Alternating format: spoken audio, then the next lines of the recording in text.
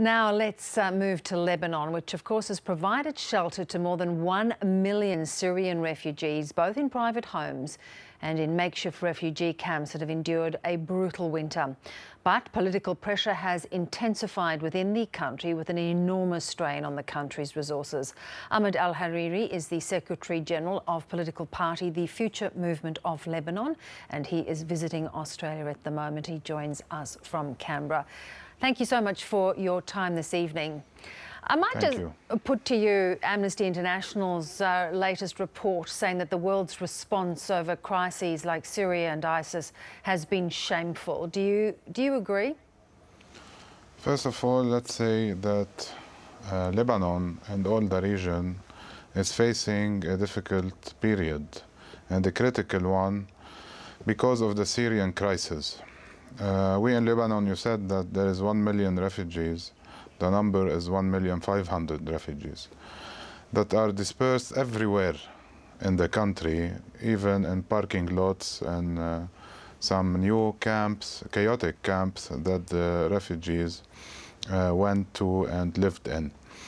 The problem now is that everyone is talking about the refugees, and not the main problem is to end this crisis. I think that this crisis the UN should end this crisis politically with the de Mistura plan, that is to get the Syrian opposition and regime to end this war with a new agreement on sharing the power inside Syria, because the war will not give a result. Indeed, and of course ISIS has complicated that as well, hasn't it, with almost sort of splitting allegiances within Syria. The ISIS, as you know, ISIS is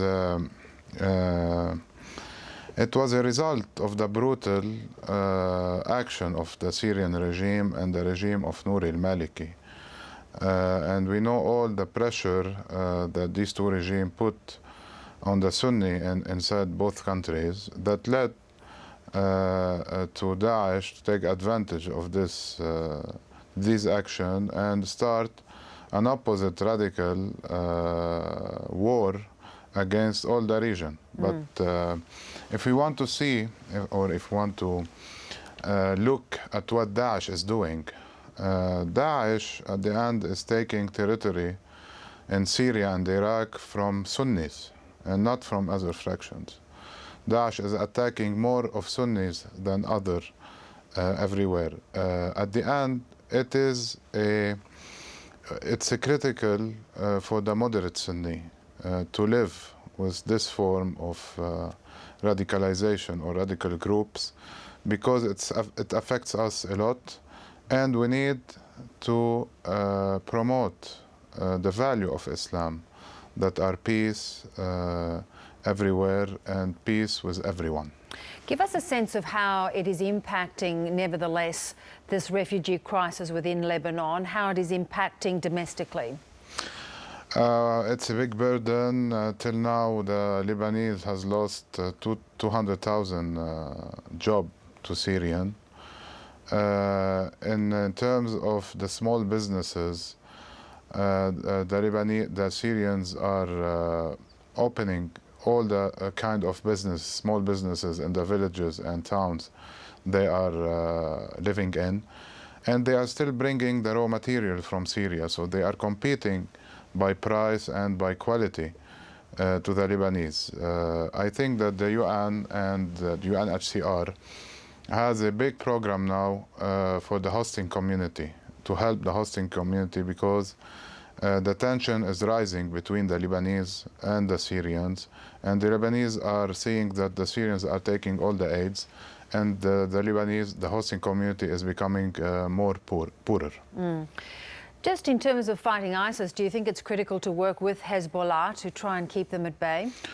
At the end, we see that Daesh and Hezbollah are one. Hezbollah went to Syria and killed Syrian people, and it helped the regime, the terrorist regime, to stay and to